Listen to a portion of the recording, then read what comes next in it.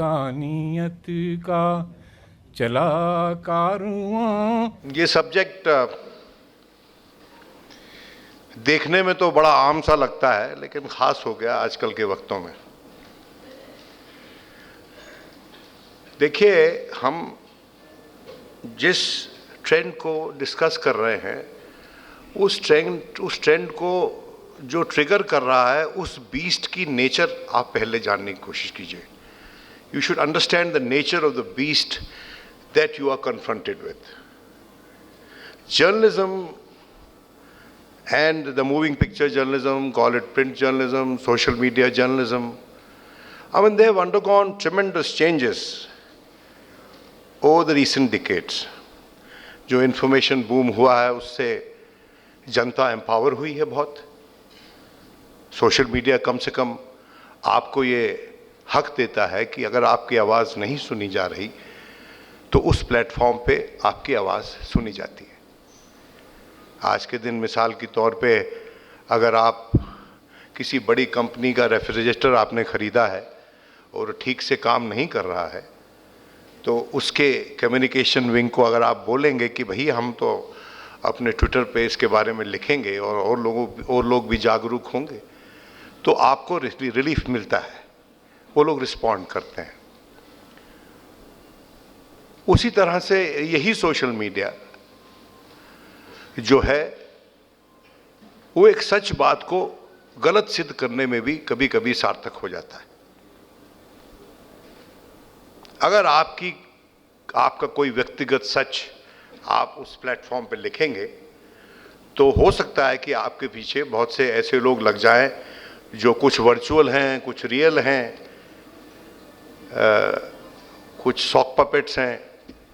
Sock puppets का phenomenon है कि भाई वो CIA ने ईजाद किया था अल-कायदा के कैंपेन को डिफीट करने के लिए, और वो सॉक पपेट्स जो हैं अब बहुत विस्तृत स्तर पर इस देश में भी कुछ तंजीमों द्वारा, कुछ पॉलिटिकल फोर्सेस के द्वारा इस्तेमाल हो रहा है। तो अगर हम सोशल मीडिया को बाहर रखेंगे और सिर्फ मूविंग पिक्चर को डिस्कस करेंगे या प्रिंट मीडियम को डिस्कस करेंगे, तो शायद हमारी बहस अधूरी होगी। लेकिन I was on the issue of the nature of the beast. Understand the nature of the beast that is media. The Honorable Vice President of India, Mr. Hamid Ansari, had in a similar seminar had made a comment which has stayed with me. It has been many years that he made that comment, but it has stayed with me as a journalist. अच्छा, before I expand, मैं आपको ये बताना चाहता हूँ कि जो कुछ मैं यहाँ कह रहा हूँ वो अपने व्यक्तिगत कैपेसिटी में कह रहा हूँ, और जिस अखबार के लिए मैं लिखता हूँ उसके बिहाफ पे नहीं बोल रहा हूँ, अपने स्वयं के बिहाफ पे बोल रहा हूँ। देखिए, उन्होंने कहा कि of the 4 pillars of democracy, the only self-professed pillar which is a profiteering pillar is the media. And because we admit that we are a profiteering pillar of the state, a greater responsibility devolves on us to be honest to our consumer. And what honesty do you expect from a journalist towards his consumer? I'm touching the fundamentals. I can give you 20 examples of the media having violated that, having cheated his consumer, having been in breach of trust with his consumer, just in order to make some money.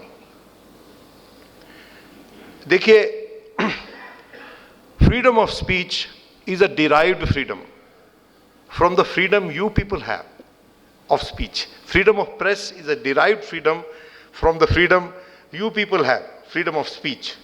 It is not enshrined in our constitution that there will be a free press. It is a derived freedom. And why is that freedom bestowed on us?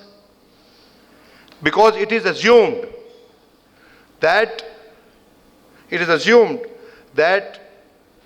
dissemination of information, which is power. Information is power. And if I am honestly disseminating information which reaches you, it will lead to an empowered public opinion. Information is power. Honest dissemination of information leads to an empowered public opinion which makes democracy robust. एक informed आदमी जब vote डालने जाएगा तो सोच विचार करके vote डालेगा, किसी का समर्थन करेगा राजनीतिक तौर पे, किसी मुद्दे पे अपना पॉइंट रेस करेगा, तो वो एम्पावर्ड होके जाएगा और उसमें हमको सशक्त बनाना है इस देश के नागरिकों को, बिना ये सोचे कि वो कौन सी तंजीम से, कौन से धर्म से, कौन से प्रांत से, कौन सी जुबान से आते हैं। लेकिन क्या हम ये कर रहे हैं? हम नहीं कर रहे हैं। आज के दिन अच्छी बातें हैं मीडिया में, लेकिन कुछ मुद्दों पर इस देश में एक राय बनाने की भरकस चेष्टा है। Standardized thought on certain issues. For instance, on what kind of relationship should this country have with Pakistan? And that is linked to what kind of trust should we have for our minorities. Unfortunately, this is a fact. Another fact is that what is nationalism? You see, a fellow panelists talked about the spirit of the Constitution, that there is a constitutional spirit that has to be respected by the media. Yes, of course, every citizen has to respect the constitutional spirit, but it has to begin from the top. That constitutional spirit has to be respected from the top. Top within my organization, top within your organization, top within the government, top within the opposition, top within anywhere. But so long as that constitutional spirit is not shown the kind of deference that it has to be shown, we'll have problems. So there is an effort to standardize thought on Pakistan, on reportage, on terror. There is a virtual standardization of thought. And on Kashmir, consequently. Now, imagine a situation that a government, regardless of which government is in power, I don't care, is trying to take a bold political risk to break the logjam in Kashmir. But then there'd be certain variety of nationalists. Now, there's all kind of nationalism. My nationalism may be different from yours. I may have a different view of my country, and that shall determine my nationalism. You shall have a different view for the country, that will determine your nationalism. So we have various varieties of nationalism. But the most pronounced nationalism today is religious nationalism. Then the second most important nationalism today is the military nationalism. Then there is economic nationalism. And I rarely hear of Indian nationalism, which should be an omnibus, all-inclusive, nationalism with space for all points of view. Unfortunately, a section of the media, you see, I would not like to sort of paint everybody with a black brush. I am a part of that system, and I too may have been wanting in many situations. That the media personnel who are handling real-time information on very sensitive issues relating to our country, its survival, its unity, its integrity, are not trained or mature enough to handle that information. You see, we used to be told once upon a time that information, news is perishable. Yes, of course it is. Something which has happened just now and is followed up by some other development which has happened later and which has superseded, which has overwhelmed the previous one. So it ceases to be news. Like, for instance, a wrestler has won a bronze medal, and suddenly there's a dope test report which says that he was tested positive, so that ceases to be news, and dope test positive is news. But I think that information, real-time information, has to be handled with extreme care and responsibility and accountability. The irony is that my friend N.K. Singh will speak on that, and he may share with you some first-hand experiences of how, certain people refused to play by the rule, and certain people who were against whom there was action by their body became faces of certain moving picture channels, I am deliberately using the word moving picture because dog doesn't bite a dog, you see. So the point is that, there has to be certain degree of debate within. Nobody is asking for media to be regulated by the government or any other body appointed by the government.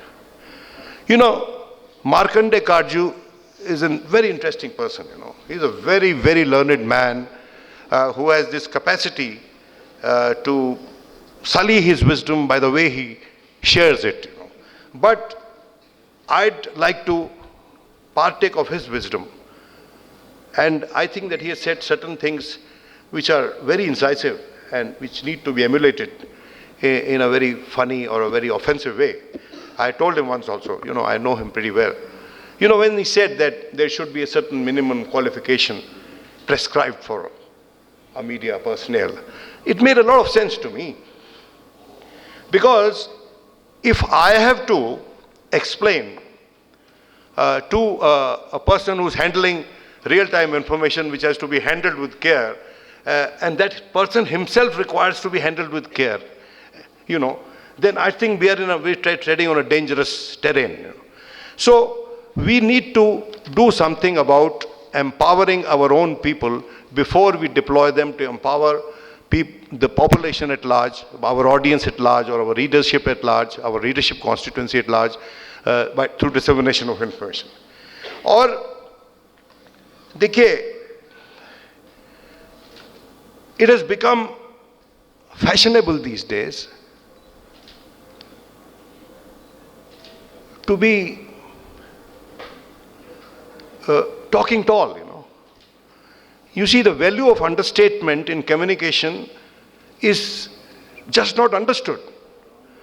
I was watching the coverage of the referendum of the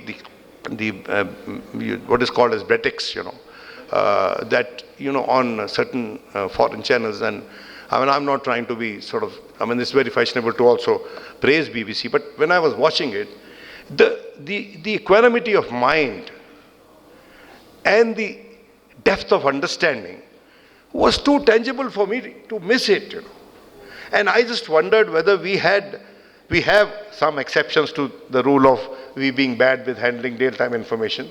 There are some channels which are pretty good. I don't want to name the good ones, then I'll also have to name the bad ones. So it's not good to do that because they are not here to defend themselves.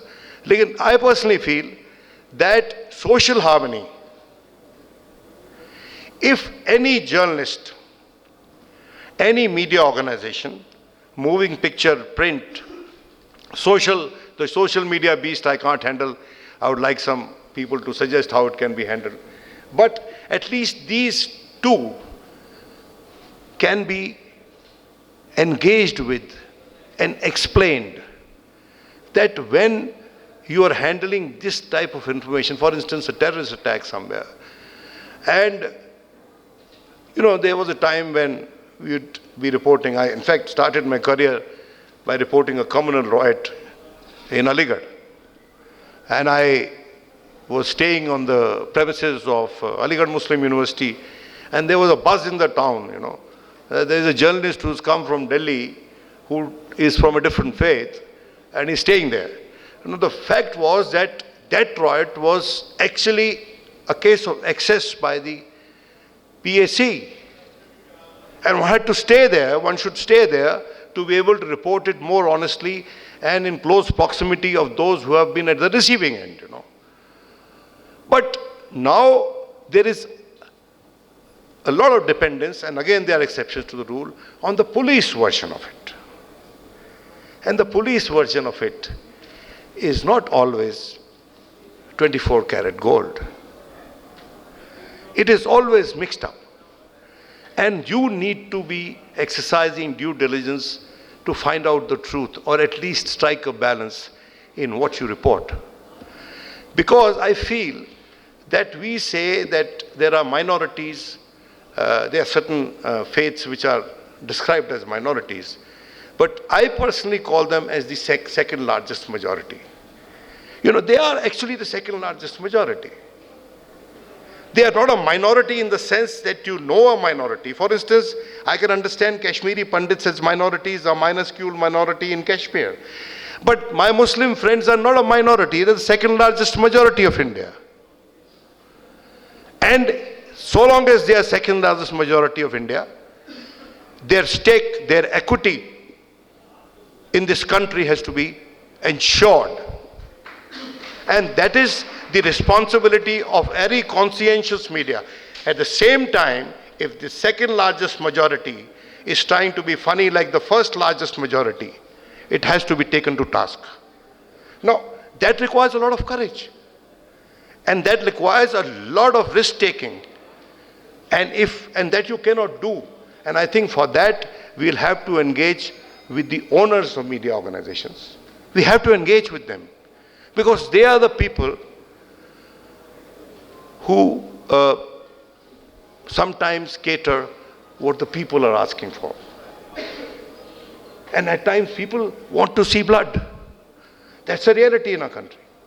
When people want to see blood, should the media be showing them blood? Is that the question? Is that the way to do it? Then how are you empowering public opinion? How are you in line with the spirit of the Constitution? That how are you exercising the freedom which is derived from the collective freedom of the people of India? If I may quote a great leader, 125 crore people of India, 125 crore people of India, that is the collective freedom of speech from which derives my freedom. And if I exercise my freedom in a manner that excludes one section from that collective freedom of speech, I am not being true to my own profession. I am not being true to my conscience. These are issues we may go on discussing endlessly, but may I at the end say one thing, if I have finished my 15 minutes, that, you know, sometimes I worry greatly that we have many challenges facing this country and they have to be faced collectively by the media, by the people, by the political class, by the voluntary sector which is active and which does sometimes very good work, much better work than the governments can perhaps do. That whether we are fighting certain challenges facing India in the manner that we should be fighting, or whether our conduct is a case of how not to fight terror. I think on terrorism, much of the debate is about how not, is symbolic of how not to fight terrorism. Because to fight terrorism, you have to first correct public discourse within the country. Your public discourse should not be of help to people who are trying to create ferment in India. Your public discourse should not be creating islands of alienation, which can be used by your enemies to exacerbate the ferment, the conflagration which is already there. And I think that it's in the collective interest of all communities, all political sections, all Indians, to correct the political discourse, and while correcting the political discourse, make an agreement, and I think media houses can discuss amongst themselves, that what lexicon will you use? कुछ शब्द ऐसे हैं जो बहुत दिल में उतर जाते हैं, उनका इस्तेमाल नहीं होना चाहिए भाई, उनका इस्तेमाल मत होने दो। डिबेट में कोई आके बोलता भी है, कोई किसी को गाली गलौच भी हो रही है, अगर कोई ऐसा शब्द को से ऐसे अल्फाज का इस्तेमाल करता है जो ज़्यादा बहुत तंग कर देते हैं कभी कभी यहाँ पर दिमाग में और दिल में, उनका इस्तेमाल नहीं होना चाहिए। सो media should be true to its responsibility. Media should be careful about its language, and media should be able to strike a balance between its commercial interests and viability and its responsibility as per the spirit of the Constitution and as per the social obligations that it has towards the people of India. Thank you so much, sir.